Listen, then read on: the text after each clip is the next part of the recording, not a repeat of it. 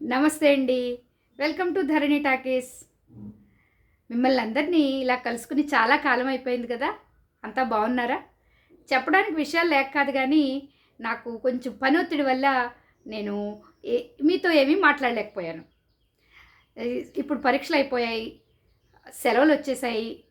కొత్త దాంట్లో ఇందులో జాయిన్ అవ్వాలి.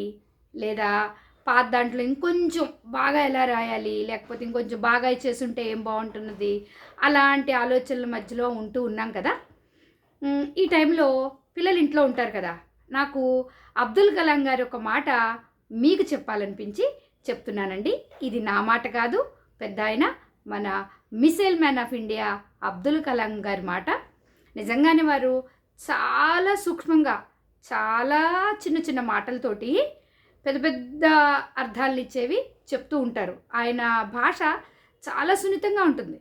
చాలా బాగా చెప్తారు. అందులో నాకు నచ్చింది ఈవేళ మీకు చెప్దామని. వారేమన్నారంటే, ఎక్కడైతే మనసులో నీతి ఉంటుందో అక్కడ, ఎక్కడైతే మనలో నీతి ఉంటుందో అక్కడ వ్యక్తిత్వంలో అందం వస్తుంది.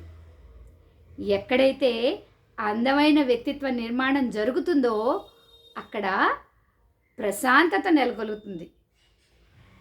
ఏ ఇంట్లో అయితే అందమైన వ్యక్తిత్వాల మధ్య ప్రశాంతత ఉందో వారు దేశం పట్ల క్రమశిక్షణతో ఉంటారు. ఇలాంటి వ్యక్తిత్వాలు దేశం పట్ల క్రమశిక్షణతో ఉంటారు. ఆ క్రమశిక్షణ ఇంట్లో అన్నమాట. ఎక్కడైతే దేశం పట్ల క్రమశిక్షణ కలిగిన పిల్లలు ఇంటిలో తయారవుతారో అక్కడ దేశం అంతా శాంతిగా ఉంటుంది అని. మీ ఇంట్లో ఉండే అశాంతి, మీ ఇంట్లో ఉండే ఏదైతే మీరు చిరాకు, అది 4 గోడల మధ్య నుంచి పాకి దేశాన్ని కూడా అల్లరి పెట్టే లేదా చిరాకు పెట్టే వ్యక్తిత్వాలుగా మారే అవకాశం ఉంటుంది. అందుకనే మనం మన ఇంట్లోనే ఉత్తమ వ్యక్తిత్వాల్ని తయారు చేసుకుందాం. అలాంటి భారత్ మనకి కావాలి, మనది అన్నారు ఆయన.